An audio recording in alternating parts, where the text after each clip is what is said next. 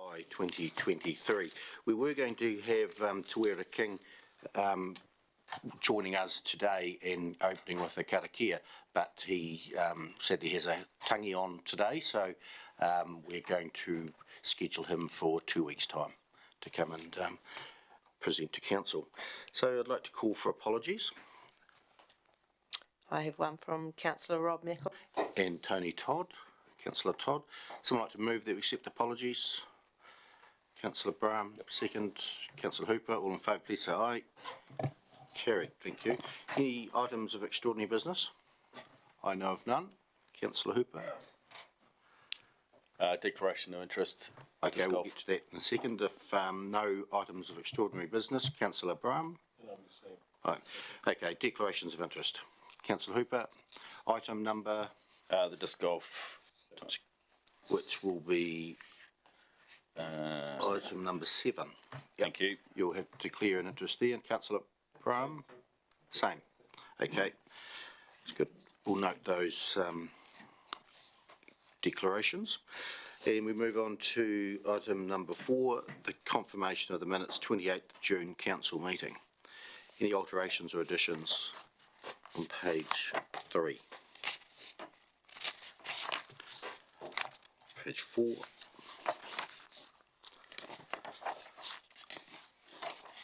Five, 6, 7.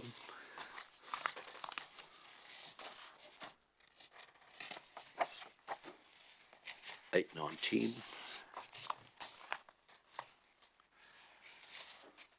11, 12. 13 and 14. That is no changes. I'll move. Someone moved that we take them as read and confirmed. Yeah, I'll move. Councillor McMillan, seconder. Councillor Cameron. All those in favour, please say aye. It's carried, thank you. Next item is the receipt of the minutes for the Audit and Risk Subcommittee. Page 15. Someone like to move that we receive those minutes? Councillor Ellis, Councillor Cameron. All in favour, please say aye. Against, carried.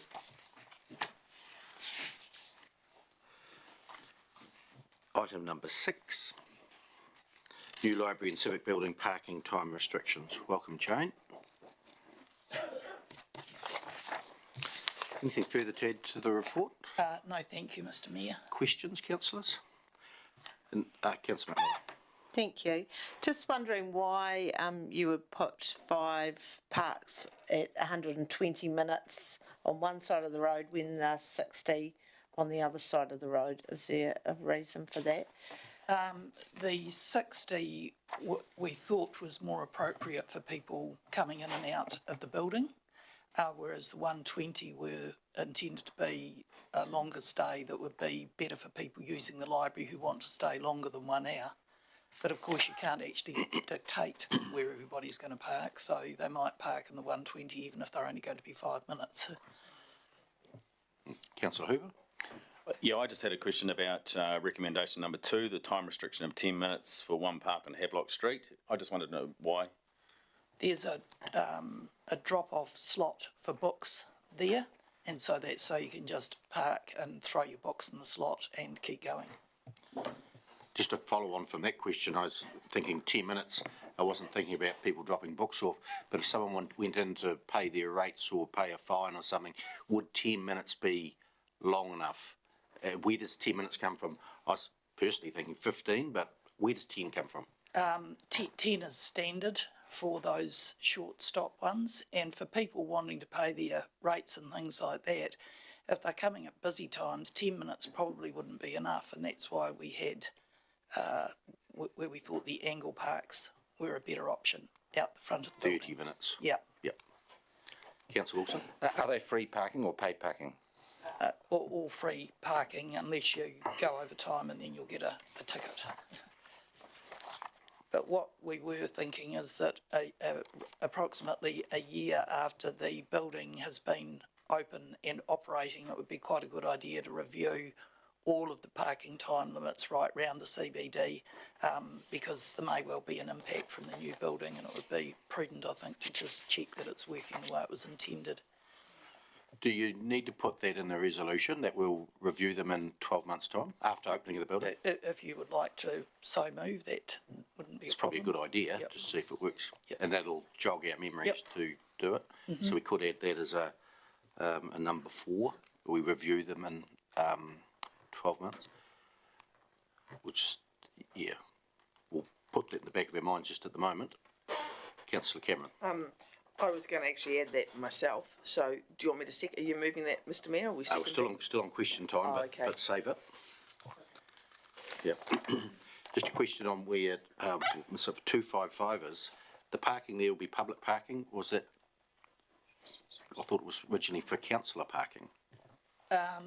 There's 3 lots of parking. I'm just trying to remember exactly how they're going to work, and Sarah might have a better memory than me, possibly. But the front one on the street was going to be for public parking, and we were proposing that would be 120 minutes. Was that just on the days it wasn't council meetings, Hamish? No, this next park Next is one's my for retention of the councillors. councillors park on council days. And that visitor park where 255 is was also to double up as a visitor park. So if council's hosting meetings for whatever reason, not a council meeting, but other groups that might be using our facilities, then we would have that as the visitor parking. And remember we talked about our experience when we go to other places when we're attending meetings or things that take half a day or a day or whatever they might be, that it's really nice to be able to offer some visitor parking. So P120 for the public, but visitor parking at times when that is needed, and we're going to have a system of booking that and organising that when we needed to. And the parking behind that, will that be fenced? Was that the intention? Secure parking is what I'm thinking there. Correct. Yes, I think there'll be some sort of a gate or barrier that you need to open to get through to. That's correct. And that would be council or staff parking? Correct. Councillor parking, Council, yeah. but available when there was no need for a councillor to come in en masse, i.e. a council meeting, then that would then be other parking available. And the parking next to the church in that section? That's the fleet That's the parking. fleet, that's fenced as well? Yes, it is. Gates? That's not? Councillor Cameron. when we were discussing the pulling down or otherwise of 255, we talked, I think this team talked about the need for security for the fleet parking because people, you've got cameras and things, people interfere with the cars out of ours. So if it's not fenced on the other side, how are we going to avoid that? There was a whole point of the whole thing. They said that 255 had to be fenced because of the interference rate, and you don't have much here, but most of them are in garages, etc. I don't recall anybody saying that. I mean, I'm not. No, you may doubting not you, have but- said it, James. No, Somebody. but we somebody don't said- have security now except for just these garages, but all the rest of our fleet is just sitting outside. That was the point, I think, that was discussed, and there was a feeling that it was in a different part of town or a different side, and that there would be more interference with the vehicles. We did bring that up. But the decision was not to.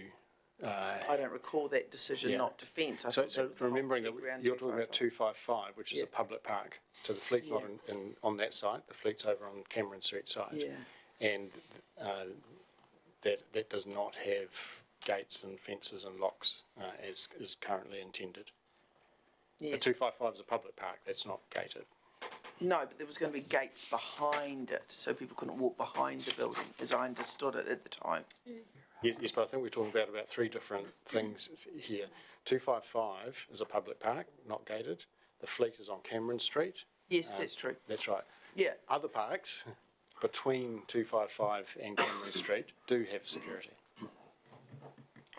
Is that for staff, for council park vehicles, or is that for people parking to use the facility? It's for council's own use. So councillors, the mayor's car, Yeah, whatever, I those recall things. that whole conversation. And the security is not because we think people are going to interfere with the cars, it's in order to ensure that those car parks remain available. Oh, I don't know that was, anyway, that's fine. I haven't got the words in front of me, so. Thank you. Councillor Bryan? Thank you, Mr. Mayor. Jane, just on the front of the new building, on the Bering side, we've got 30 minutes there. All the other ones are an hour or 1 hour. Okay, thank you. Councillor Cameron? Oh, you want me to make the amendment? I think so. Well, it's not amendment, it'll be the recommendation. I would like to add. Yeah, just turn your light on, please, Carol. Pardon. If we go up to the motion, I would like to add a part 4, council reviews, in second quarter 2024, reviews the, parking restrictions associated with the building, as per above. I wouldn't like to, I do not want to see, a change in the CBD parking. No, we're not talking anything about the CBD. No, but I think Jane. I was. Jane I mentioned thought that. we should look at the whole CBD. Yeah, I don't not want to see just that. around the building. So I only want to see it associated Okay, with so the parking. your addition is reviewing the car parking in As per front this discussion today, for the civic building yeah. only. And thereabouts and, around the outskirts of that, as we're discussing today, yeah. Yeah. Yeah, thank you. Review in second quarter of 24. 2020, next year, 2024. Yeah. Blaine? Yeah, I'm quite happy to second that. Open for debate, discussion. Russell? Thank you. To me, if we're reviewing the car park, I think it makes sense to have a quick look at the whole lot because we're not sure where we're going to be, at with future car parking that's available as well. We don't know what's going to happen with the Eastfield site or any other sites that may be around. So I think it would be an opportunity to look at the whole thing. I don't think it's adding a lot of work to it to do that. Just, I know we've gone past question time, but a quick question, Jane, is resourcing, if we reviewed the whole lot, you can do it in-house? Yes, it would not be difficult to do, and you get a good feel from the parking wardens as to where problems are arising. So you got that feedback from people that are out on the beat every day. I think why I had originally been thinking in my head all of the CBD was just in case there were some unintended consequences depending upon where we end up with public car parks and that new building, or whether we end up with problems on adjacent residential streets. So that was why in my head I was thinking of going wider, but Right. Councillor Lovett? I agree with Russell. I think if we need to look at that whole street because of all the development in the triangle that's going on, and we know we've got issues along outside the event centre. We need to look at this as a whole, and I actually think the car parking we've done here is actually really, really good. Because the 120 minutes, that is really good for families with young children to get them out of the cars and into the building and do books and things. I think this is a good result here, but I'd like to see that whole area reviewed and see how it's working. Yeah, the office is suggesting that we review the whole CBD, not Yes, just the street. not So, just the street. Councillor Ellis, I'm open for an amendment if you wanted one, to do one. I would like to move an amendment that we review the whole of our CBD parking in 1 year's time. In the second quarter of 24. Yes. As per the original. As per the original, yes. You'd like to move the amendment? Yes. You've got the amendment, Philippa? Is there a seconder for that? Councillor Lovett? The amendment is now open for debate. I would oppose that amendment. I think we have given some assurances and some certainty to the businesses in the CBD which are struggling. We have deviations from our district plan through no fault of our own that has caused a slowdown in the CBD. I think we need to support the businesses in the CBD and keep the parking as it is. If the parking was going to extend, then that would be good. But any review generally restricts the parking that's happened, and I think that would be a backward step and create uncertainties in a CBD that's got a massive vacancy rate, and with new retailers hopefully moving in, they need some certainty with regards to access for their customers to enter their businesses. And I think putting more restrictions on parking and making it more confusing when people have only just got used to it would be a retrograde step, and I would oppose that motion. I'll support the motion, the amendment, for the reason being that there may be no change at all after it is reviewed. The review will be a review, and it may deem that it is satisfactory, or if it's not, we will alter. So I'll be supporting the amendment. Councillor Hooper? I agree, and I support the amendment. I think it's not just about the CBD businesses, it's about all the parking. No further speakers to the amendment? Do you get a right to reply to an amendment, Philippa? Yes. You do? Right to reply? And with moving that amendment, I was thinking there may be a need for more than 5 car parks at 120 minutes. If we want our library to be, or new building to be well used for meetings, because we've got a lot of meeting rooms and that, I think there will be a need for some probably longer car parks, which then will also help the CBD, because people can also park there longer to go and do their shopping. I wasn't thinking of restricting, I was thinking it's probably more likely we'll need more longer term ones. Then we'll have more data in 12 months' time. I'm going to put the amendment. All in favour, please say aye. Against? Carried. Carried. So the amendment now becomes the motion. I'm going to put the motion. All those in favour, please say aye. Against? Carried. And recorded Councillor Cameron and Councillor Wilson. Thank you. Yep. Next item, reserve contribution requests. Welcome, Tony. Anything further to add? No, thank you. No, nothing. Councillor questions? Councillor Wilson. It's to do with I'm struggling to understand why this is at council, because through the Reserve Board long-term and annual plans, we fund reserve boards. They have budgets put forward and we fund them, and that's how they fund themselves and how they work. I understand other reserve boards want to do different mini projects that, they want to do, but they have to sort of put them to council through that process. And I'm wondering why this one's come to this process outside of that wider thing. So it's not talking about these individual ones, but it's more about the process. Why are we seeing them here? Why I'm seeing it here today? Thank you, through the chair. Yes, so reserve boards have the opportunity to set their budgets through the normal long-term plan and annual plan processes, and that's often just for their general operating type costs.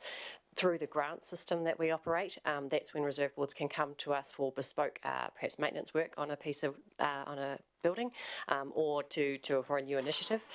This particular example has gone outside of the grants process just because it missed the cut-off date, and it was suggested that this could be an alternative option to look at the reserve contributions.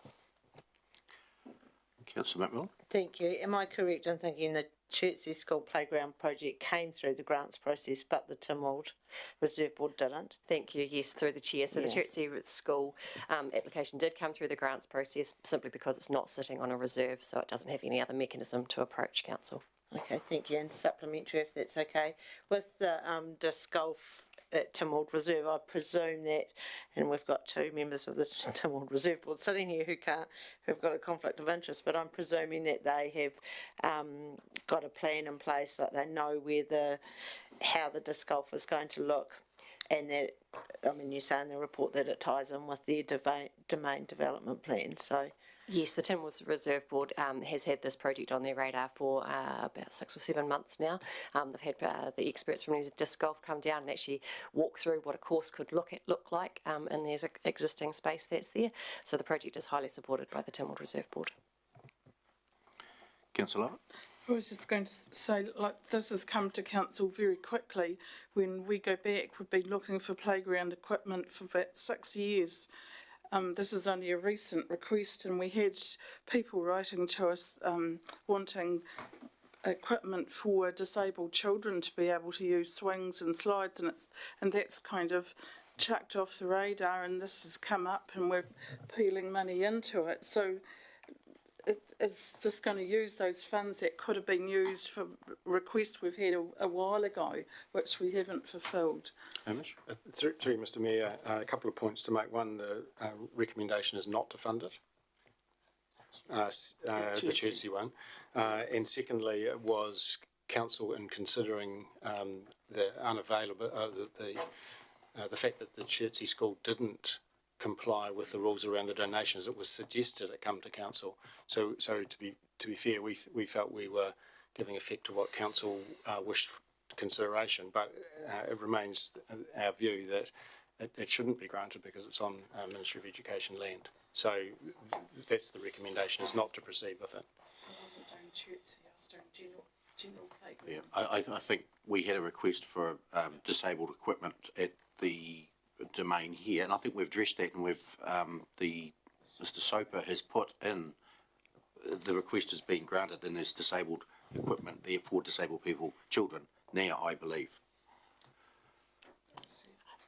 it's been acted on. Have to check that. I certainly remember council considered and discussed it. I can't quite recall the outcome. I was just going to support that, and certainly yesterday up in Methven, the conversation came up around a playground up there and disabled accessibility, and Mr. Soper is communicating directly with the families involved to understand the needs for the disabled children. So the playground audit highlighted the importance of disability access as well, so it's certainly on our open spaces team's radar and plans. Yeah.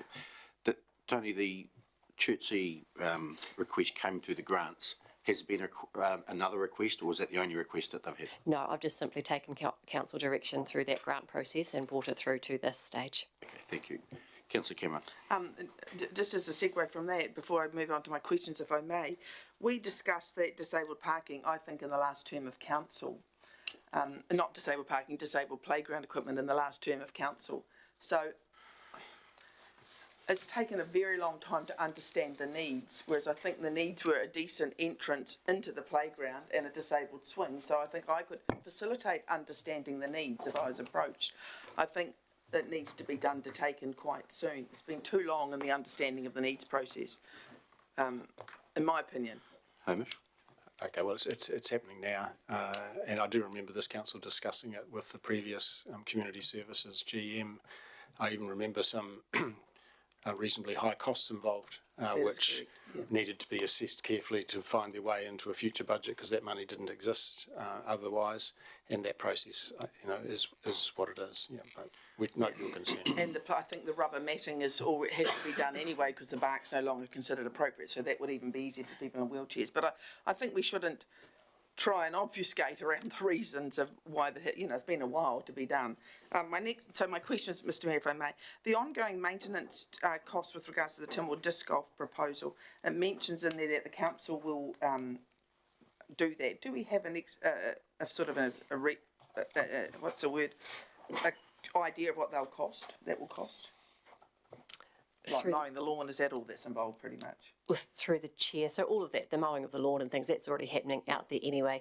The real, asset that would be coming to council is the baskets, if that's the name. So what do you do to maintain that? Through the chair, I don't know. I'd have to go and find that out, but I don't. Nothing, Sarah, nothing.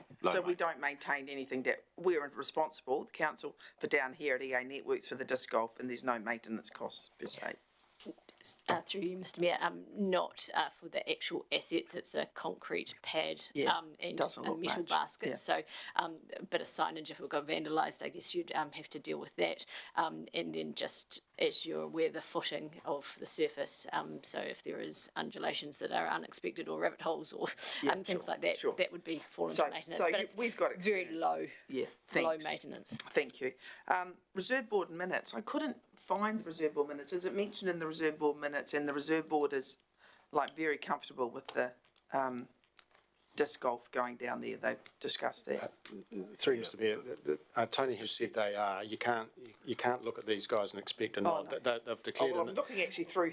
No, but they've declared an interest. They can't take part in this debate. Well, presumably but Tony has said so. Yes. The officer said that the Timor Reserve Board is supportive of this. So that went back. Project. When was it first raised at the reserve board?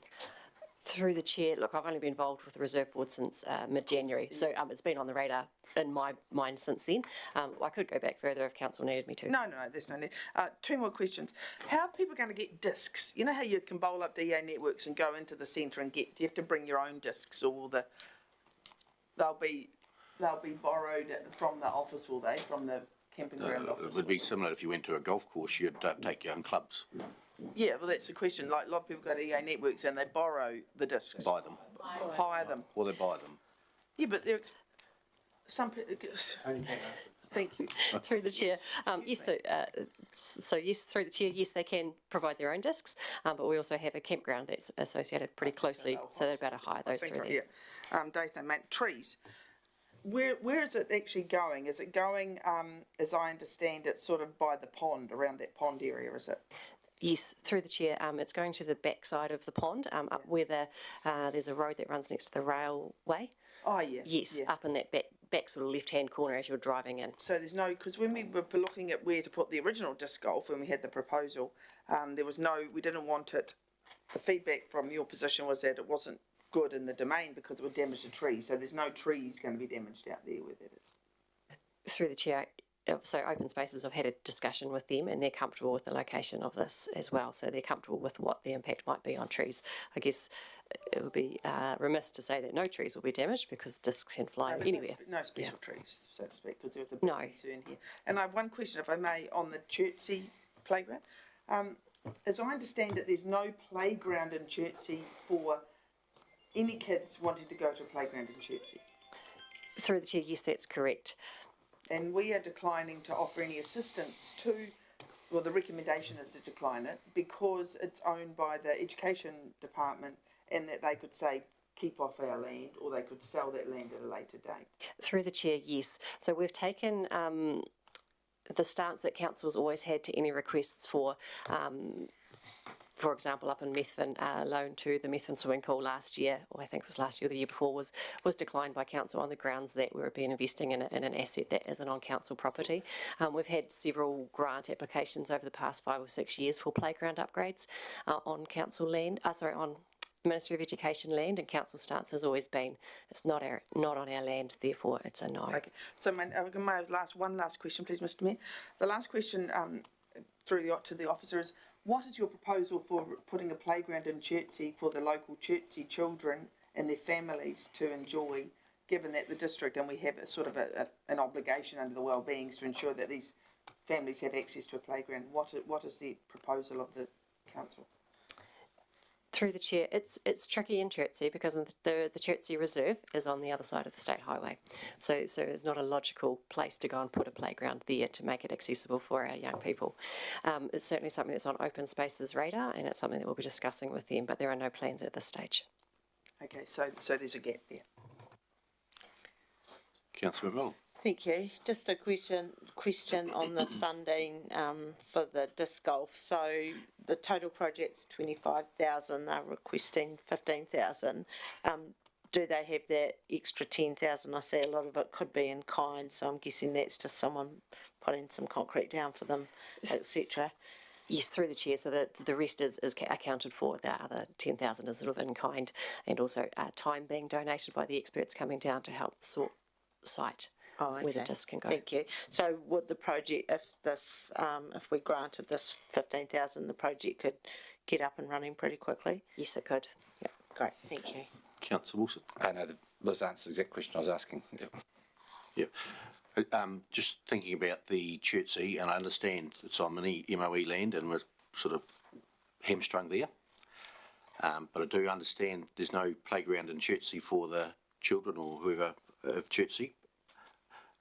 You could put it on the reserve.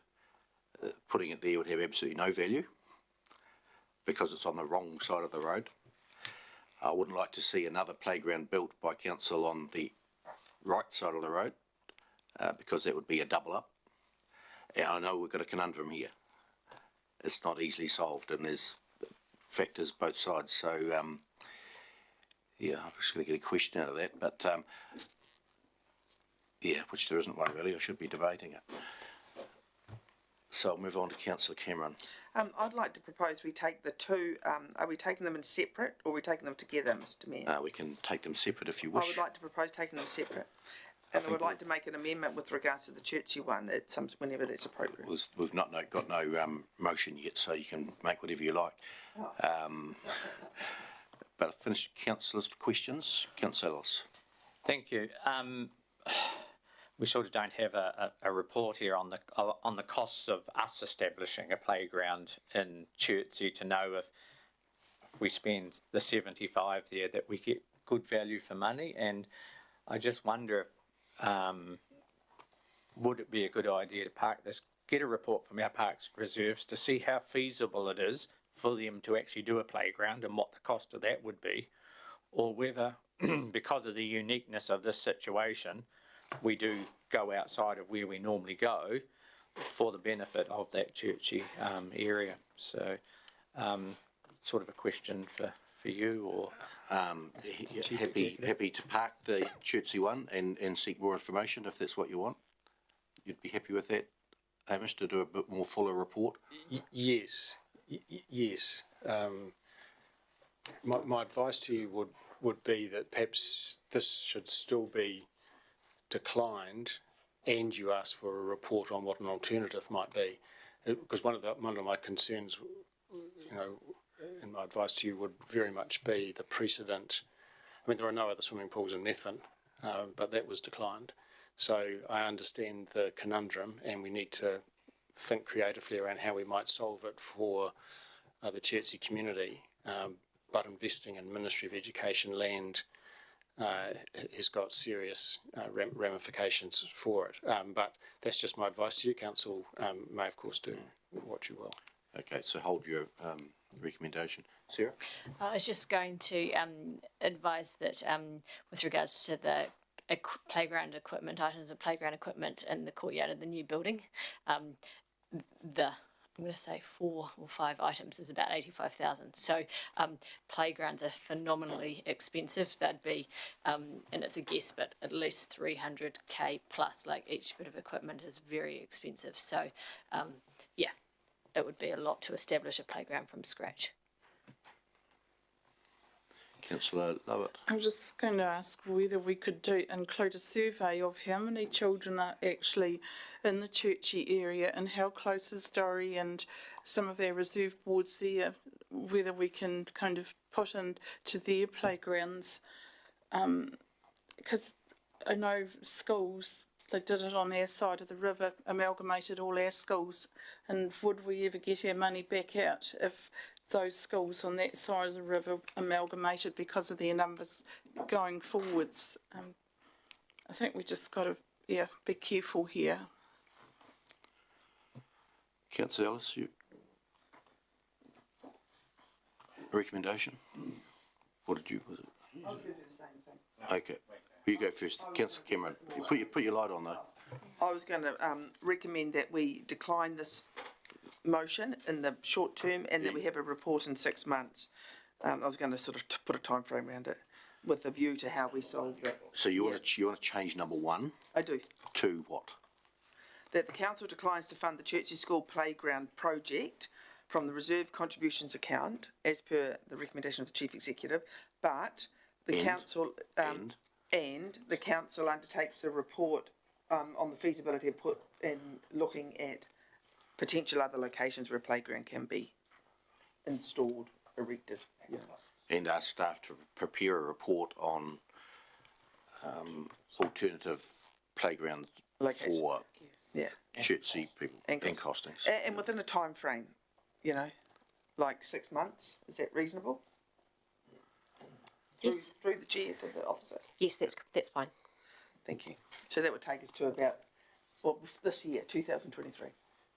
Okay, thanks. Yeah, and I think the timing is suitable because, of course, we are preparing an LTP. Yes. And the ramifications of those alternatives can be built into the LTP, and council will have the ability to take that into account with all the other needs of the district. So you're moving that, Councillor Cameron, and number 2?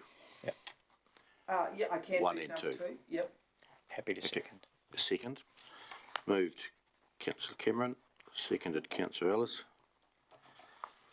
1 and 2. Do you want to take them separately, or would you like to put them both, take them separately? Debate. And as was mentioned, Richard, go for it. I'll talk about the first one, Chertsey Reserve Board one. I think it's the right decision to decline and put forward, but I would also encourage at the same time the Chertsey community to vigorously put forward their views in the long-term plan discussions which are coming up, because that's where we'd get good feedback from as to really the need, and I'm sure we can work through some of the issues, but we need that community backing to make sure it's whatever we do is the right way. And I can talk on the second one as well at the same time. And that I'm not anti the disc golf being spent, but I'm concerned that it's outside of the normal process of reserve boards, and it can undermine the process, and that if someone jumps in early, does that mean other reserve boards around the district can wave a flag and get support and jump in as well? So I'm not speaking against it, I'm speaking against, I think the process is flawed, how it's happening, because it's taking up a lot of council time, when this should be just done through the normal process of things rather than done as a special thing. We have many other issues we should be talking about today rather than disc golf, when I find my people can't actually get to play disc golf because the bridges aren't serviceable. Only after a rain event, Councillor Wilson. As I mentioned before, Chertsey is different.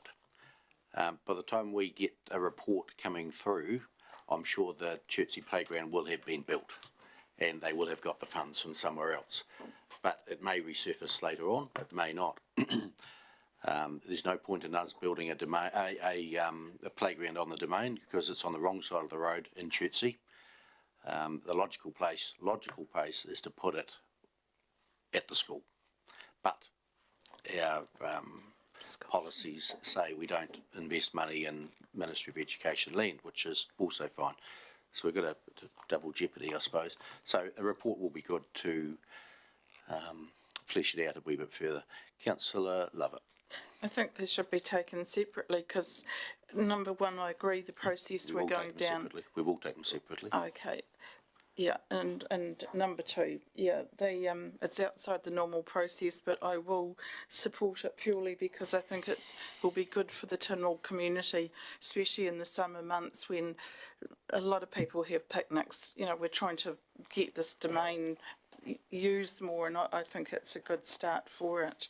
And we have given money to other things, like the Rakaia Sports Centre and things, and I think we've got to be careful here. When you see a good project, I think you've got to jump on it and, yeah, get people in behind.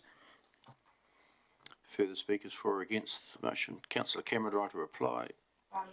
Push your button. Thank you, Mr. Mayor. I am very sad about the situation of the Chertsey playground, and I don't know how we resolve it. And I hope that we can have an opportunity to contribute and support the Chertsey playground at some stage this year and not delay it too long, because I think there clearly needs to be a playground when most other the areas in the district have playgrounds available for the children. With regards to the disc golf, I totally agree with Richard. The process seems bizarre. And that it came through the system, and it seems unusual if it was being discussed in January and maybe earlier than your time through the officer, but as far as you're aware since January, that it missed the deadline for the grants. I find that unusual, and I'm disappointed in that. But I take Councillor Lovett's perspective in that it's a low maintenance, it's a great thing. People love disc golf, it's popular. So I will be supporting it, but I think the process is not good. That I will be supporting. I'm going to put the recommendation. All those, take them number one first. All those in favour, please say aye. Against? Carried. Number two. All of those in favour, please say aye. Against? Carried. Thank you. Next item, Bike Skills Park location. Tony, you again? Yep.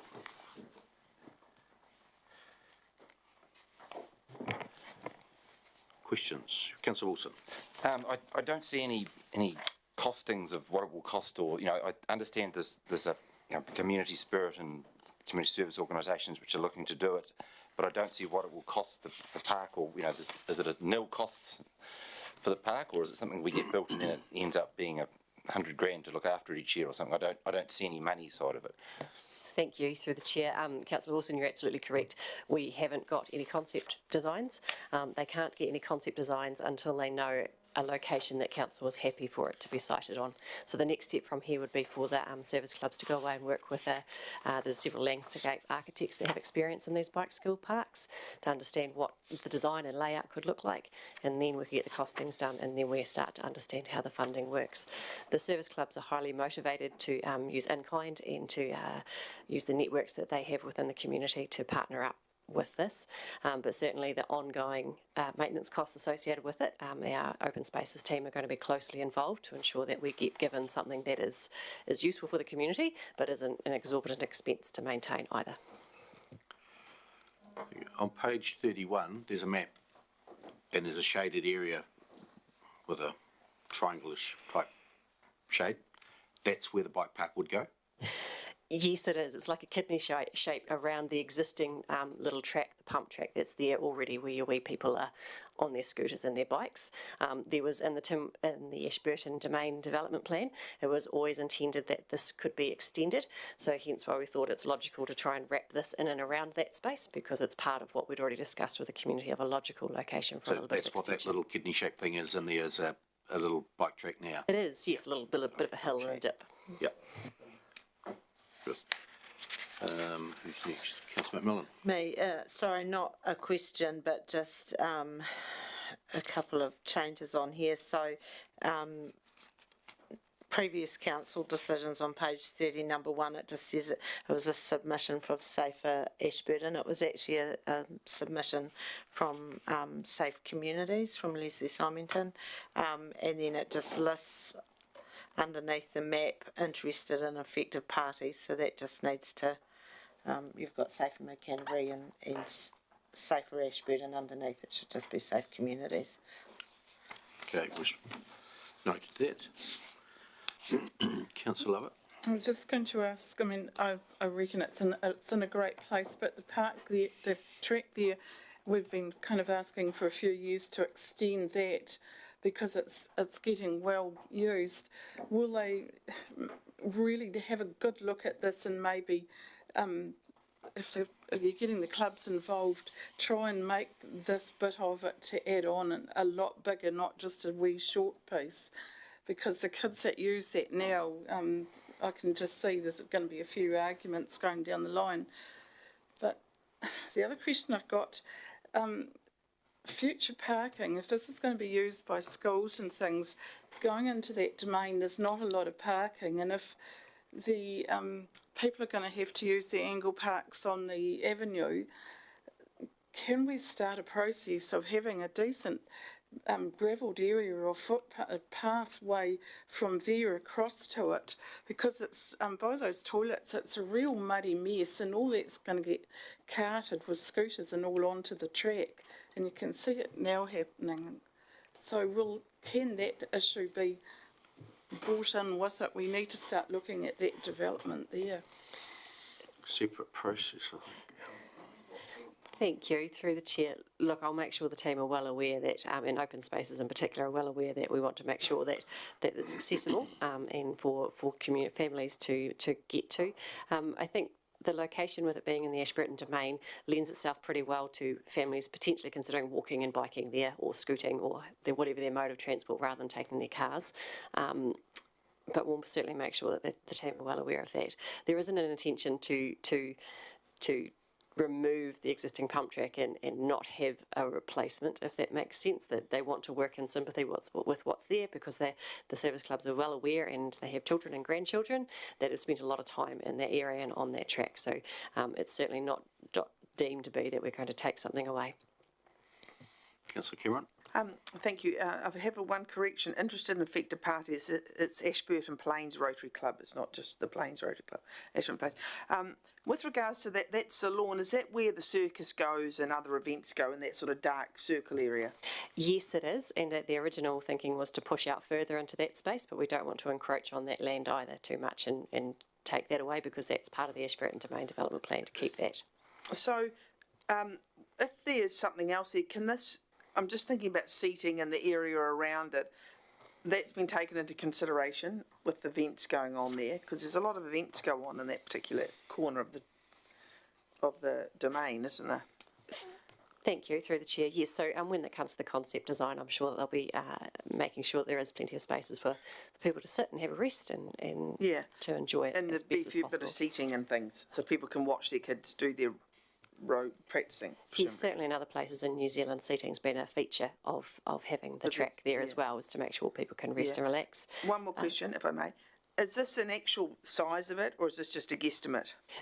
No, this is just a concept of this is the site that is going to be put up on offer for the design to be formed. Councillor Ellis? Thank you. Through you, I'm just seeking clarification on the recommendation that council approves the development of a bicycles park. Does that mean if we approve that, we're letting them go ahead and do it without having had a budget and all that sort of thing? Or is this just to bring us back a plan and a budget? So, Thank you, through the chair. So at this stage, this is just to get the site approved so they can go and get the concept designs. There isn't an intention from this group to come to council to seek money. Their contribution that they were seeking from council was the land and the site for this.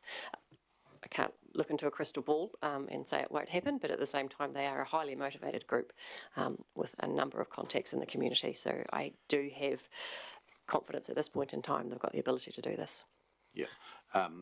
With regards to the number 2 of the recommendation, I won't be supporting that. I'd like to see this concept plan or finalised plan come back to council for full approval. We've had some doubts as to whether there'll be seating, will it be this, will it be that. I think it'd be wise to bring it back to council to approve, and I'm sure that the group who's used here to develop it will come up with some very good plans. I think the final stage just be ticked off here and just make it the way it should be. Councillor McMillan. I was just going to ask, could we separate those two recommendations out? I was quite keen to move the first one. Yep. Okay, we'll move the, sorry, Councillor Cameron, you had a question? No. Any question, any further questions? Right, Councillor McMillan. I just wanted to move the first one, that councillor approves the development of a bicycles park on the Ashburton domain in and around the existing pump track next to the playground. Councillor Lovitz. Okay, in debate. Be the debate, I'll put the motion all. I was going to speak to the motion if that was all right. So I'd just like to thank Tony and Ian Soper, who have put quite a bit of work into getting this to where it is today. We've had a couple of meetings and went through a number of sites to see which one was the preferred, and you'll see in the report that there were quite a few sites to go through. This was definitely the preferred one. At one of the meetings we had a member of Timaru Lions come and speak to us about their bicycles park down at Caroline Bay. They were in a similar position where they were given land from council, and then their group worked to fundraise and build the bicycles park. So I think we've got a really enthusiastic group of people who just need this to progress by council saying yes to the land, and I think we've hit the jackpot with where it's going to be. Yep, thank you, and us progressing this was giving them the support to carry on, sending them a clear signal. So that's good. So I'm going to put the motion if there's no further debate. All those in favour, please say aye. Against, carried. Thank you. And item number 2, if it doesn't get a mover or seconder, it lapses and it's gone. So if there's no mover or seconder for it, no. Thank you.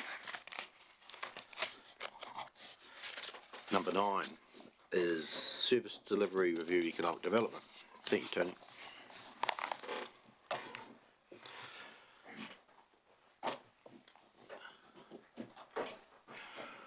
Welcome, Mark and Teba.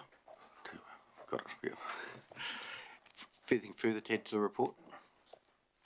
Maybe just a bit of an explanation of 17A reviews. So this might be something you're familiar with or not, but it's basically a legislative requirement that councils are required to do. It's in the Local Government Act. So a 17A review, we did the first series of these about 6 years ago. So this is the sort of the next opportunity. We have to do them every 6 years. So this is sort of the first of a series of these reviews that we'll bring to you over the next wee while. And I guess the focus of them is sort of determining whether on balance that our existing level of service is the most efficient, cost-effective and appropriate means of service delivery. So what the approach is that we're taking is sort of a light, sort of high-level desktop review of each of those services. So you'll see that there's sort of a template of information that we've completed, as well as discussions with staff and sort of identifying some potential recommendations going forward. Thank you. In the report, it says something that you want to do a full review later because economic development hasn't been running for long enough to do a review. How long does it need to run for? Because we've had it in-house for 4 years, 5 years. Mr Mayor, we're very conscious that district promotion has come back into the economic development function. We're also conscious that the function has had an agricultural portfolio advisor for a period of time that no longer has. So while the overall economic development service has been in-house for a period of time, it's certainly fluctuated in terms of the activity and the particular focus that it has had. So we think particularly because of the district promotion coming in-house with the demise of the contract with Christchurch NZ, then we should get that settled in for a period of time, and a review in 3 years' time would felt like the sweet spot for having more information with the way in which economic development will be for that period. And that review would happen in the future. It says test desktop review, which is not in depth. Should it be in depth if you're going to review it properly rather than desktop? Well, we're suggesting a sort of a third-party approach to that, so we get somebody independent to do it. Do a desktop review though. Yeah, essentially. So we're not sure what that would look like. But well, we don't think so, because our examination through this process is that we don't think economic development service is broken. No. We think we're making good progress, and it's just that it's fluctuating with the ebb and flow of the detail of its activity. And so it seems appropriate to us to have another desktop review, but get a third party. And then if that reveals that there's further stuff to examine, then it would be appropriate at that time. But this review hasn't indicated that this service has got fundamental issues to solve. It might be solved by a different way of delivering it. So hence the compromise around a third party desktop.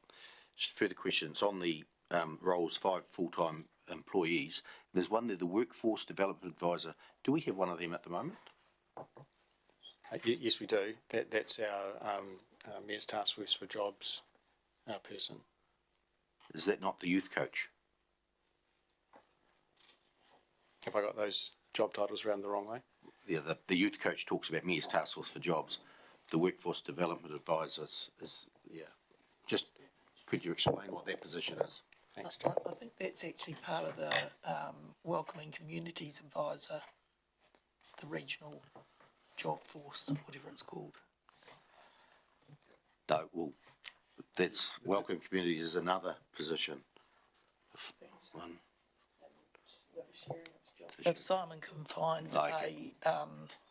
a microphone, he might like to clarify, but I think it is part of the Welcoming Communities I think you're right. job It's the way it's description. on this presented on this page. It looks like it's separate, but it's not.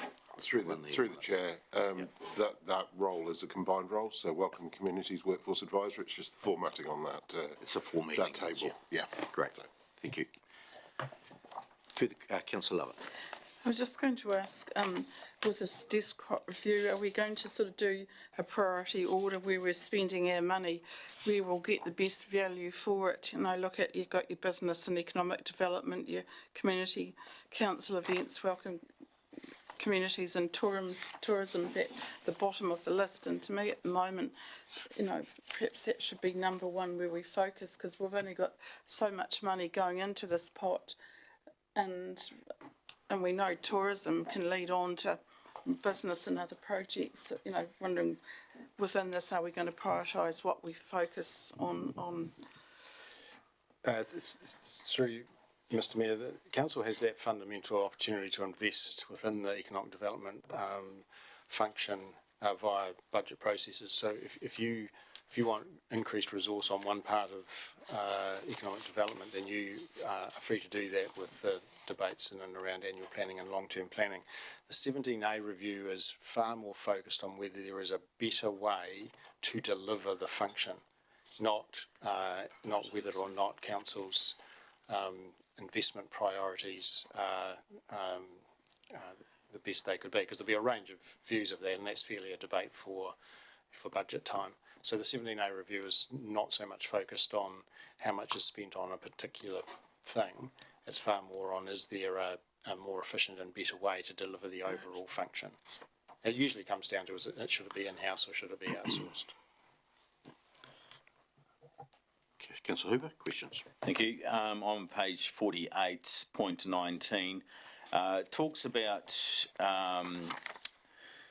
CCO concerns, council concerns about efficiency and effectiveness, and then that led to the decision to bring the activity in-house. Is that talking about Christchurch NZ, just for my... No, that's something before my time? Can you explain that? Yes, it was. So it was before your time, and the overall economic development part of it was formerly undertaken by a CCO called Grow Mid Canterbury, and the district promotion service was undertaken by a CCO called Experience Mid Canterbury. So the reference there, Mark or Tabor could correct me, but I assume that's to the experience with Grow Mid Canterbury back when we had the overall economic development function. Okay, and that was disbanded in the end for the reasons at the time. It must be about 6 years ago, I think. There was a 17A review done by an external person. We called it the Window Report, and the recommendations of that was Grow Mid Canterbury be disbanded, but Experience Mid Canterbury carry on as it was, and for the Grow Mid Canterbury services to be brought in-house, which has happened, and for the tourism to be outsourced, which we have done with Christchurch NZ, and that has now changed because they no longer want to do it. So, yeah, and that was, I think it was about 6, could be 7 years ago, the Window Report it was called. Yeah, probably before. It was 2017, I think, Mr Mayor, from memory. Was it? Yeah. 6 years, yeah. Yeah, before a lot of your times, really. Yeah. Councillor Cameron. Thank you very much, and thank you for the report to everybody. I have a question, quarterly reporting and 6 monthly reporting. It does mention in the recommendations that it's how effective is the current arrangements, and point 3 says they're very effective. I'm just going to find that now. And it was a question around reporting. Can you help me out, Simon, where that would be? The in-service delivery arrangement is relatively new and will experience further transition. That's a point that was made around how effective it is. So then to reduce the frequency of reporting because of duplication and unnecessary. So we're reporting at the activity briefings regardless. That's going to continue through the chair. And then you're proposing they do a 6 monthly report and get rid of the quarterly reports? So through you, Mr Mayor, yes. We feel the quarterly reporting is a report that's looking for content. Okay. And we're forcing ourselves into a quarterly update that we're often over a 3-month period. You know, things are still in train, but we've already, well, yes, but we may have already said it at the previous quarter, and so you're kind of scrambling to have a relevant report. We think it's just too frequent.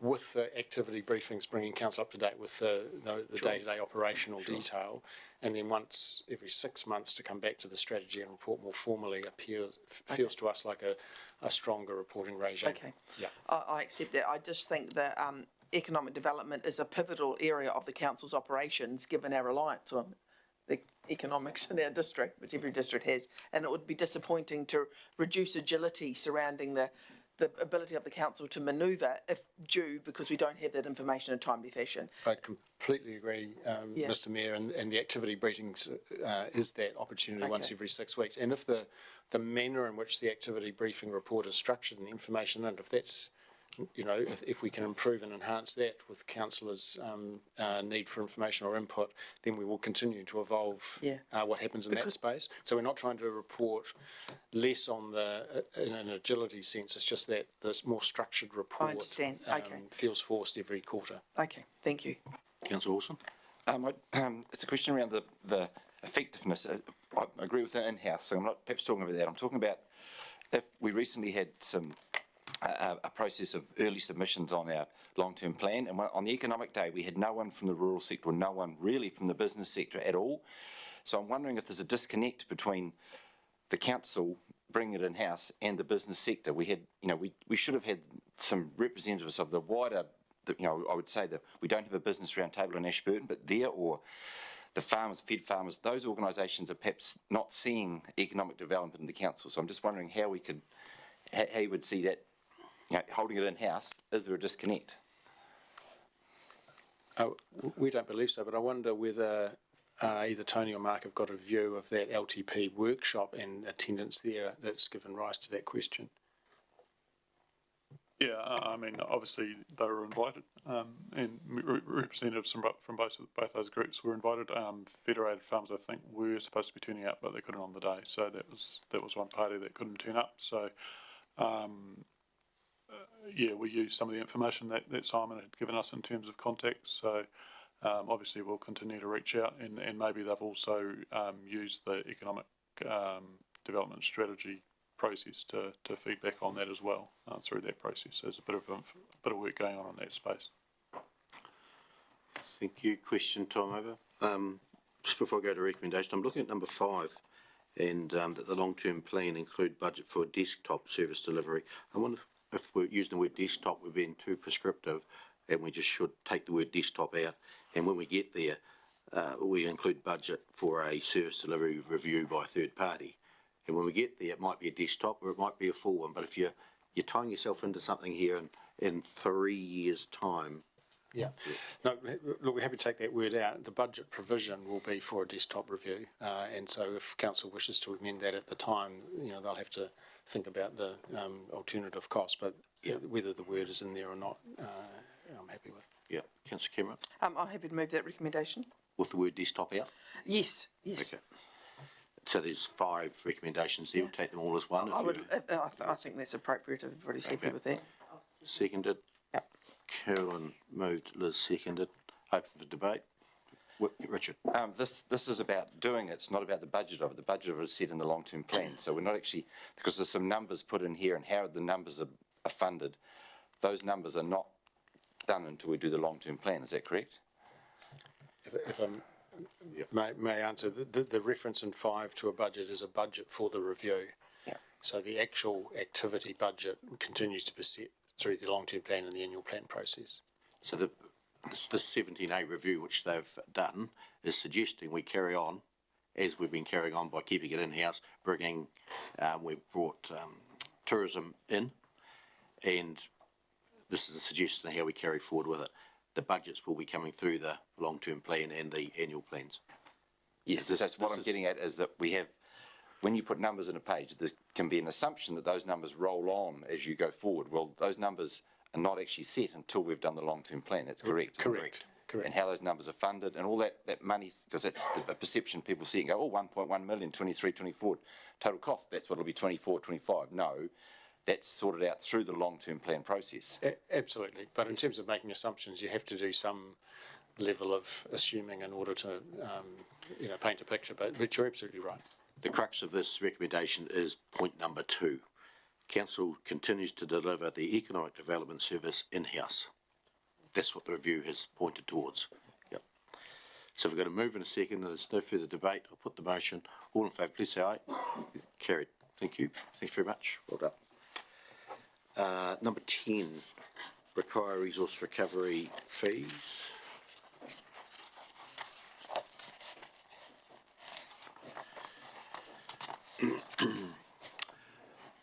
Hernando and Justin, welcome.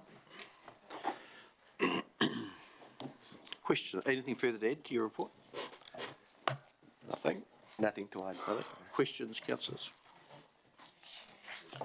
I just have one question. It's around the transport to Kate Valley, we still get subsidised. That hasn't changed. Yes, we still have the subsidy. Everyone pays the same transport whether you live in Waimakuri or Christchurch or Ashburton. Correct. That hasn't changed. Yep, thank you. But the price has gone up for transport for everyone. Correct. Yeah. Councillor Mellon. I just note that it starts from the 1st of July, which was obviously a few weeks ago. But you can't backdate that, and I mean, the fees will happen from when this motion goes forward, I presume. We can't backdate it anymore, so once it's approved, we plan to immediately change the pricing. Yeah. Thank you. Is there a risk around this that we're going to see more dumping in our riverbeds and things? And then there's a cost associated with that as well. Is that a risk? Through Mr. Mayor, I think from my understanding of that issue, it is a theoretical risk, but the reality is not as great as the theory might indicate, and most people want to do the right thing and don't revert to illegal dumping most of the time. So illegal dumping is an issue, but this fee increase is unlikely to make it worse to any great degree. Thank you. Supplementary question. Does council think it would be a good idea, if this is successful, to give people a 2-week grace period with some promotion around that, so that if they have a pile of rubbish sitting there at the moment, they know if they get rid of it in the next 2 weeks, they're going to be at the old fee rather than the new one, instead of suddenly overnight the fees changed with no warning? It might be, council will be paying this increased fee because it's already in. It's the levy that government's put on. So someone will be paying it. Yeah. There's probably an oversight. This is missed, I think, in budget. Yeah. Councillor Wilson. Yes, I was just deciding was a question or not. The good people of Rakai do actually get their rubbish picked up every day as part of their rate. So this is for people that have extra rubbish above what would be considered reasonable. That's correct. So waste management is about reduction, not about providing more service for more people. Is that correct? Yes, this is correct.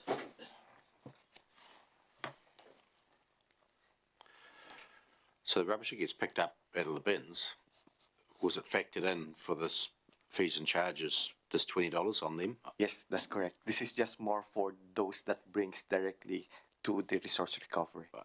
It's just that part of it, yeah. No further questions. Someone like to move a recommendation we have in front of us? Councillor Braham. Thank you. Councillor Lovett. Speak to it. Lane. No, I think it's just an oversight, so just fix it and get on. Councillor Wilson.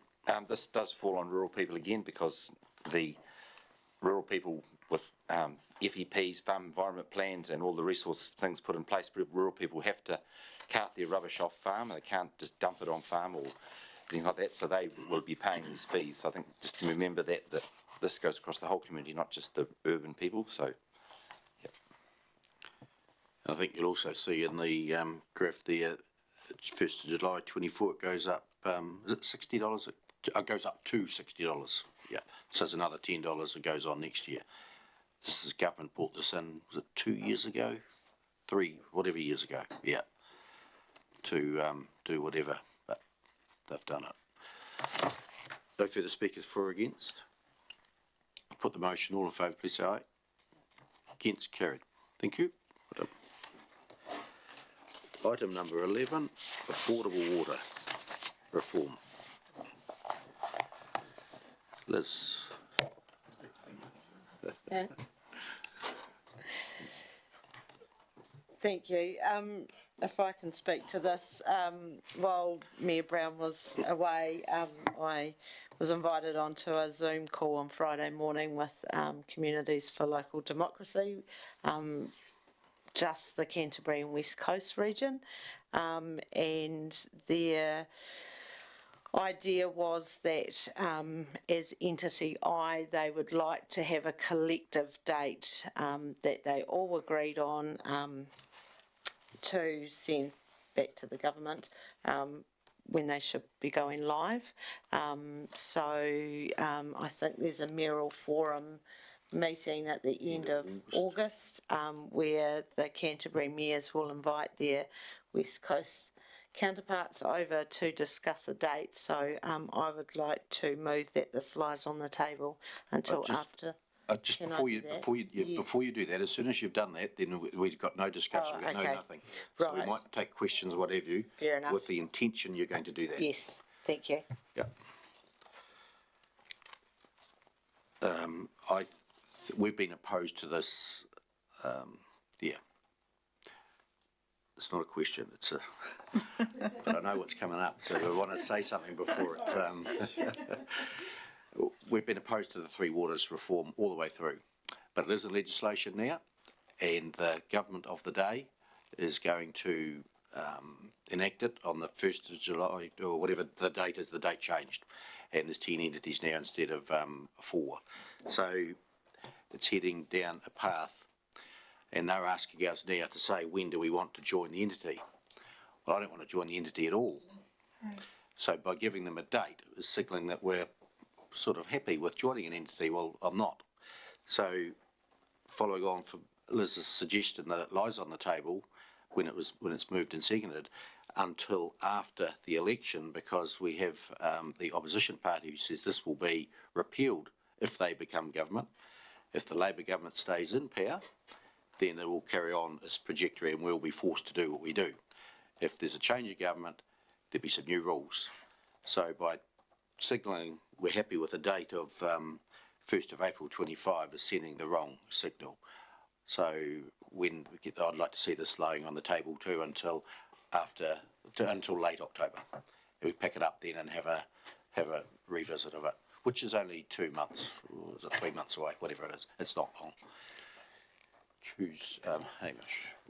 Just one comment that I understand the sentiment. It's clearly councils within their power to do that. I think, again, my advice to you would be that the decision as to when Entity I starts up, it will be made before then.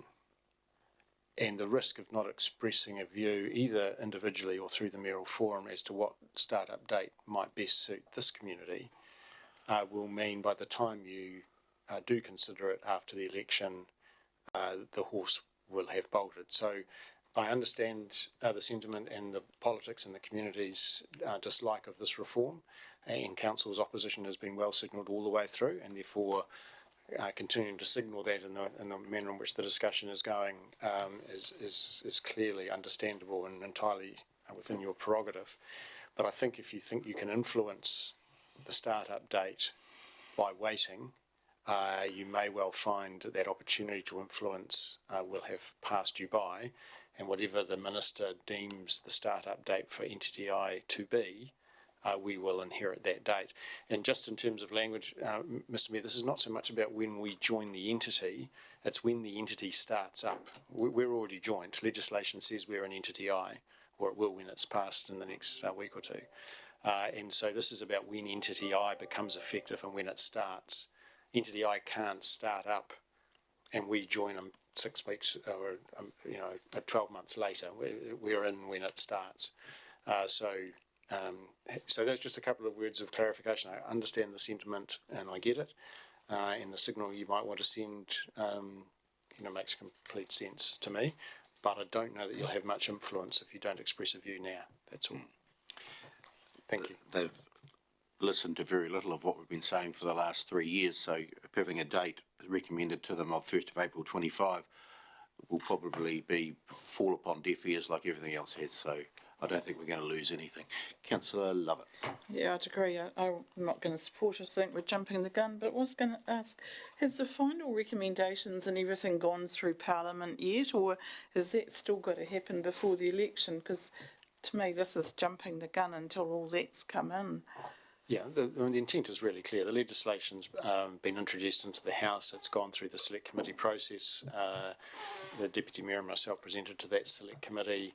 It hasn't yet been passed, but I think you can absolutely guarantee it will be passed before the House rises ahead of the election. So as we sit here now, no, it isn't yet law, but it absolutely will be. And the only thing that will prevent this reform proceeding in this form will be a change of government and the stated intent to repeal it.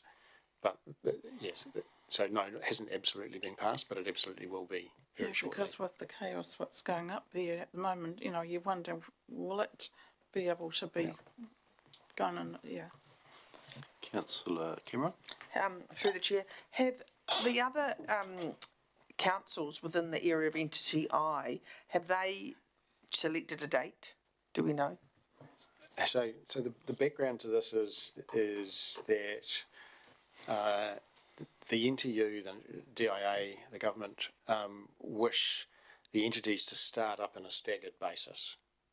So 10 entities all starting on the same date. So Okay, if you go back half a step, the 4 entities under the original proposal were all going to start on July 24. Yeah. The 10 entities, it's too hard to get all of them up by that date. And some are really well advanced, particularly entity A, the Auckland, Northland sort of merger really with Watercare.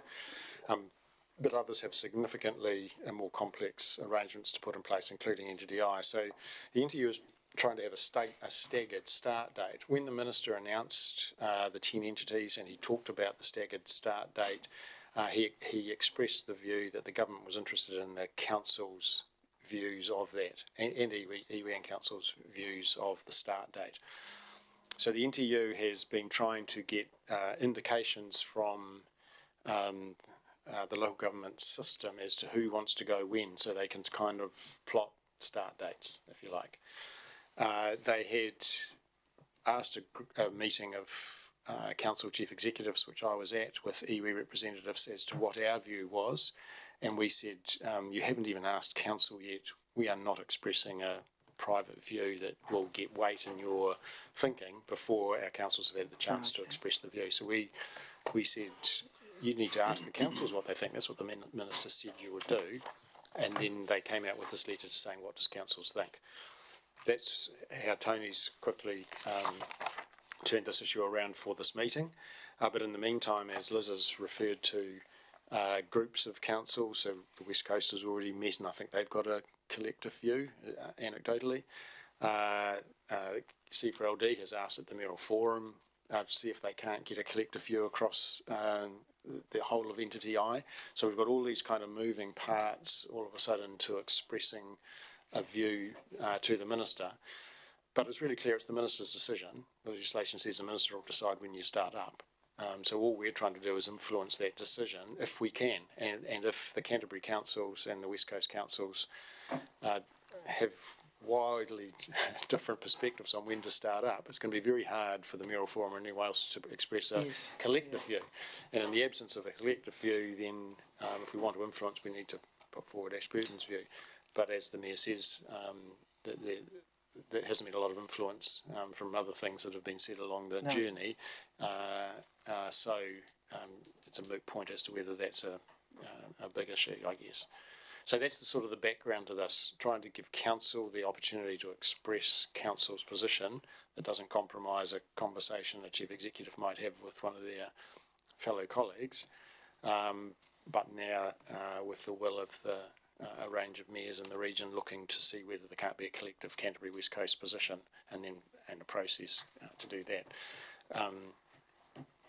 Just further that, if council doesn't wish to express a view because they want to wait till the election and that becomes your position, it will make it very difficult for the mayor to express Ashburton's position to the Mayoral Forum. And in fact, I would say it will prevent the Mayoral Forum having a collective view because Ashburton's voice won't be able to be expressed. So the moving parts are everywhere. There's a lot of different perspectives on when you should or shouldn't go. What we do know, though, is that if the government is re-elected, this is going ahead. And then from an officer point of view, from a staff point of view, we need certainty so that the transition can happen as smoothly as possible for our staff, for the network, for the community, because ongoing delay, debate, transition work is simply by then would be delaying the inevitable, and it just gets harder and harder as the impact of the transition just gets stretched out. That's not a political perspective. I understand that completely. Sure. Thank you, Hamish. That was a good explanation. I think the whole Three Waters thing has been politicalised to the worst extreme that we've seen over anything really, and I support the mayor that to give a view of a date almost gives tacit approval that we support the Three Waters or the 10 or whatever the 10 entities activity, which we do not. And I also take your point before I form this opinion, Hamish, to Mr. Chief Executive, that whatever we decide may or may not have any influence anyway, and our experience over the previous 6 or 7 years has said that it will not have any influence, that nobody really listens to what we decide. On this issue, it's been bizarre the way this has been forced upon us. So I don't think we should select a date, or we've been given 2 options here, 1st of July 21 or 1st of July 24 or 25. Make it 1st of July, 2036 or something, I don't think we should play the game. Well, we're not going to make, the intention is if it I don't think it should lie on the table. I think it should be gone. I don't think it should lie on the table. We're not playing the game. No one listens to us anyway, so don't engage. If the present government is re-elected, then we need to make this decision. Of course. Because this will be happening. Our influence is minuscule. Our staff will move when the government tell our staff to move if they are re-elected. The influence of us, even in our entity, presumably it's a democracy within your operations, the Mayor's Mayoral Forum. I think we should either make it a reasonable date that we are happy with, like 1st of July 2030 or whatever, or wait and see, wait for the outcome of the election. So, not to your debate, but just to clarify, the last one will be set up on 1 July 26. Okay. There's no choice around 2030 or beyond July 26. Okay. So these choices are between now and 1 July 26. The NTU would like to have a staggered approach, as we've said, and they would like to have some going live, some entities going live other than 1 July. So, and there's some advantages which we haven't really discussed because of the politics of it, but there are some advantages we think in going on 1 April, because it would mean you could take water right out of the LTP because of that. It's a part year in the first year, so that's why this recommendation exists. But that's kind of a side issue to the political debate around whether you express a view or not. I acknowledge. Yeah, yeah. I mean, I'll bow to wise head to me. Either if it needs to be laying on the table, then so be it. If that's a recommendation of the mayor and the deputy mayor, I don't understand that. But I think if we choose a date, we're tacitly supporting the initiative, which all our feedback and everybody we've spoken to, nobody that I've spoken to wants us to do that in the community. Councillor Ellis. Thank you. I believe if we don't do this, we have a risk that suddenly the West Coast might actually want affordable water, and they will advocate for an earlier entry into it. And if we don't put a point of view at all, they might say, look, part of NTDI wants this early, so we're just going to make everyone go early. So by not showing that we are keen to jump on board by doing what's recommended, I think we have a risk that we could end up even earlier than we would. If there's not a change of government, then we would ever want, and because some councils are advocating for this, some do want it. They want to unburden themselves of the debt level they have and the hassles they have with supplying affordable water. So there are some people supporting this, and we'll get, if we don't actually send our signal, I believe we'll get taken along on a ride we may not want to be on. If we wait till October, until after the election, there's still time for water not to be in a long-term plan. So it's only delaying this decision for the end of October. Then we'll know then whether we need to make a decision or not. Councillor Wilson. I probably support the delay, but I feel that we should be, as an elected member, I support the law of the lands, unlike many of the current ministers of the Crown. So I would say that since it's a law, we have to actually understand that this is coming, and we can't bank on the government changing. So I believe that our current Chief Executive and his staff are running our Three Waters in a very well-run, long-term viewed manner. So the longer we can push it out, the longer we can actually continue to provide service to the community before, which I believe they will not be able to do it in any sort of realistic manner, and we'll just be parked because we've done a good job, have good infrastructure, so forget about Mid-Canterbury, and as the other Mayor Brown said, let the experiment be run in Northland and Auckland in Entity 1, which he felt was, because they were first capital, he said it's just an experiment. So we want to stay out of that experiment as long as we can.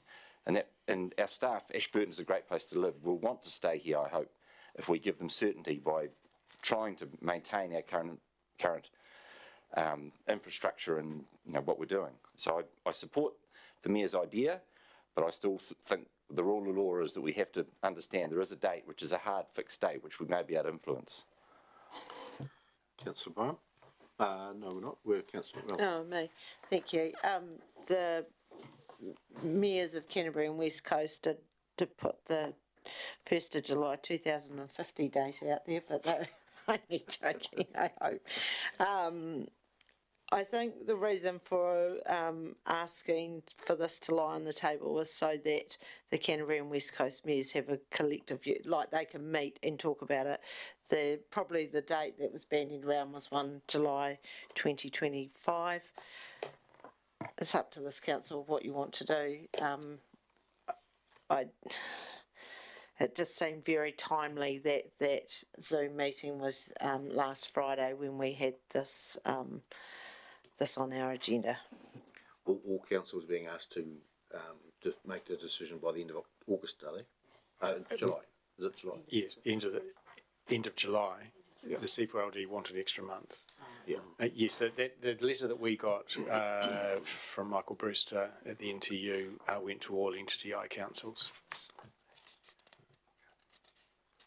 Councillor Brown? Thank you, Mr. Mayor. What is the feeling in with all the other mayors in other districts? Are we all on the same base or not? You mean for entity I? Yeah. All opposed. So why are we done delaying? Blenheim. Is Blenheim opposed? Some of it is, isn't it? Are they out? So they've got some of Blenheim in?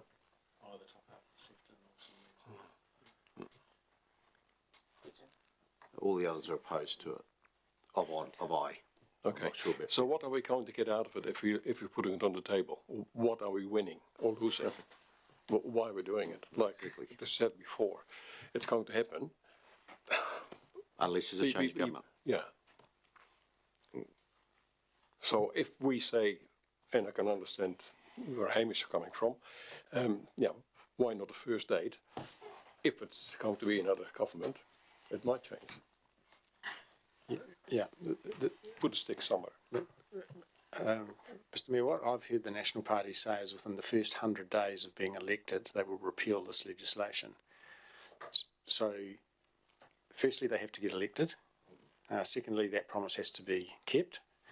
And thirdly, if it's on day 100, that's 3 months. So that's January or February or whenever 3 months, whenever they start counting their 100 days. And if they've got to form a coalition and it takes most of October to do that, then you're into February. Now, by February, the law is still the law. To Councillor Wilson's point, the law is the 10 entities and people are transitioning. I can guarantee the NTU will continue to drive the transition as the law requires until the repeal actually happens. So they, by January or February or whenever that date might be, assuming all those other things, the decision as to when the entity I will start up will have been made for their own planning purposes. And so it's to me, it's just politics. If you want to influence the day, even if there's a minimal chance that you will do that, then it's probably best to express a view. If you don't think that's ultimately going to happen, if you don't think that's going to be listened to, if you want to send a clear signal you're opposed to the whole reform anyway, and that's a stronger message and a better message to send, then do that. But if you want to have any influence over the start-up date and the possibility that this reform continues, then you need to express it now, in my opinion. Liz, we'll test your thoughts. I was just going to Oh, sorry, Lynette. I was just going to ask a question here. If we agree to this, are we in danger of this government using it in the electoral campaign, as all councils signing this off and supporting the water reforms? I mean, it is an electioneering campaign issue, and if we give them the tick, it could be used if we all agree. That's the danger I see in this, and whether we could just let it lie on the table and have a discussion. There's a big meeting this weekend, the annual meeting of local government, whether it should be broached there and then make decisions after that. Because I'd hate to see this used as an electoral tool. That's the danger I think we're running into if we all agree. It is being used as election tool. Well, we're giving them. The National Party is using it. They're using And so is it, ACT.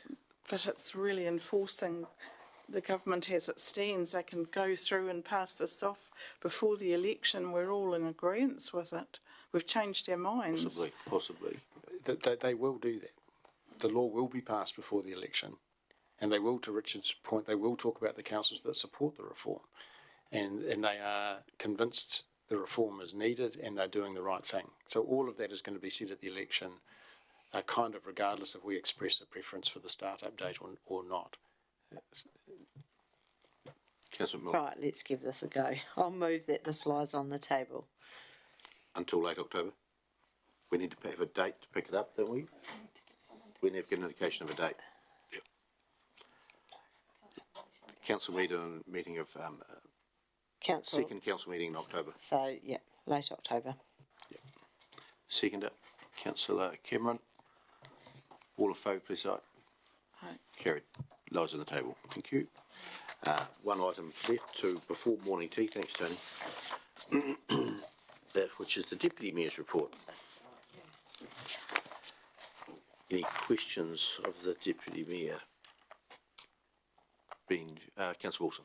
The Young Farm of the Year contest in Timaru, that's obviously a very large event, which economically is quite a stimulus to the Timaru economy. You know, should we be putting that on our radar in the future as one of the events we should be trying to target as it was going forward? I know it's once every year in different regions, but there is different things that we do around that area. Councillor Mellon. I'll answer that. I think yes. There were 75 tables with 10 people at each table in that event centre. So there was a lot of people there, and it was a really good night. But I mean, that was just the grand final. There had been quite a few days leading up to it with all the events in Ashburton, in Timaru, but they'd also spread them out. I think Winchester, Pleasant Point, etc. So, yeah, good for the district. We were offered it 4 years ago. We didn't accept it because we couldn't do it. But staff may like to say why we didn't accept it. I don't recall that. So if it was 4 years ago, in my time, I don't remember us turning that down. The request was made to the mayor at the time. I think it was myself, but time flies. Yeah. The reason was that the event centre was a great site for it, but it needed to have flooring put down, and we didn't have flooring to put down, and that's where it died. EA Networks in it. Yeah, through you, Mr. That's where it Mayor. died. There was an inquiry about booking EA Networks Centre and the surrounding land to be able to do some activities down there. Prior to that, it has been once held aspects of it, or maybe in the domain. So that was a few years back.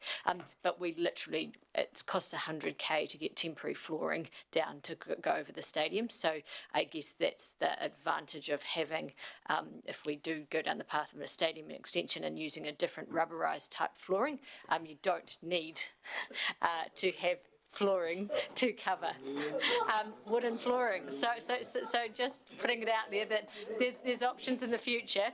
And when we told the committee clearly about 100K to cover the cost of the flooring, you know, they said we'll go to Timaru, and they provide it, and they do, because they have the storage and also just brought the product in terms of the flooring at day one when they built the building, knowing that it would be able to be used for more purposes if you have that. But we didn't, and hence the additional cost if you purchase it in. Thanks, Sarah. The last time it was in Timaru was the time it was offered to have here, or investigated to have here. So whenever that was, whatever number of years ago it was. So, yep. Any further questions, Deputy Mayor's report? Oh, who's No, I'll move it. Just before you do, I'll say thank you for filling the role for my time I was away. I needed the break, had the break, it was a good break. So it makes it easy to go away when you can leave things in good hands. So thank you, Liz, for doing that and picking up the bits and pieces that I normally do, and it's a long list, but it's a pleasant task to do at times as well. And I think one of the better tasks you had was just the other day up in Methven for the seat, looking at the photos, as you had joy on your face. So with the fellows you were getting a photograph with. So it's one of the more pleasant tasks of being mayor and filling in for the mayor as well. So, but also easier when you have a good councillor around you as well to take up the slack. So thank you all for doing what you did while I was away on break. So thank you very much. Liz, you'd like to move? And second, Councillor Cameron. All in favour, please say aye. Carried. Thank you. Well, that takes us to the end of the open part. Oh, Richard. With the indulgence of council, could the mayor give us an update on where the roading is at? Well, obviously, it's very recent, the main road being shut and the many other roads being shut in the district. Is there any way we can get in, because there's quite a lot of angst in the community with being cut off by roads being shut, and I see that they're not open till the 26th of the 7th at 9 p.m, one of the bridges. And there's a lot of ill feeling in that district about how slow that process is happening. And I'd just like to perhaps, if we could get it, because it's quite the main road being shut was, we found out through Facebook from potential MP that it was being shut early, and there's quite a bit of, concern around that whole thing. I'm just wondering if there's any comment we could make. Just before we go to Hamish, the main road one where the bridge was going to shut, NZTA advised the EOC, Emergency Operating Centre, that it was likely that the bridge was going to shut at night, but they will confirm in an hour, I think it was, that it will be shutting. Mackenzie Council picked up or missed the words likely and it will be confirmed, and they just put it out there. So it may not have been going to shut. So they jumped the guns, so to speak. Then they turned out to be correct in what was happening. We were waiting until it was confirmed before we put it out. And as soon as it was confirmed, it went out that it was going to shut. I think Hamish has talked to the CE of Mackenzie and they've apologised for what they did. So, but still, it's still too late. It happened, but they did apologise. It should have been coming first from Ashburton because it's in our district. So, so that was around the bridge. Credit Hamish for road closures around the county. Yes, thank you, Mr Mayor. I think there was something like 40 closures at the peak of the flooding, so it was a pretty significant event for our team. And the ongoing weather improvements, the assessments, we're getting roads reopened as soon as our team believes them to be safe. I was hoping for a more detailed list that might be coming through to Mr Guthrie from our roading team, and the chance you might ask this question. I don't know if that has yet come through. If it has, Mr Guthrie might be able to just list those that are still closed. Just before he does that though, and some of the concerns around road closures and how long they've been closed for and when they get reopened and the impact that it has on people, we respect all of that. We understand all of that. But the thing our roading team puts first is safety. And all the closures, the length of those closures, we believe are justified for the safety of motorists and people using those roads. And there are different views on that, and I've had a range of views on particular closures expressed to me personally as well.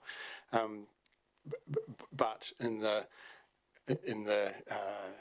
dealing with an event of this sort of magnitude, then putting safety first is absolutely the right call. And if a road is closed for half a day longer than someone else thinks it should be, then I think that's a relatively small price to pay for keeping people safe.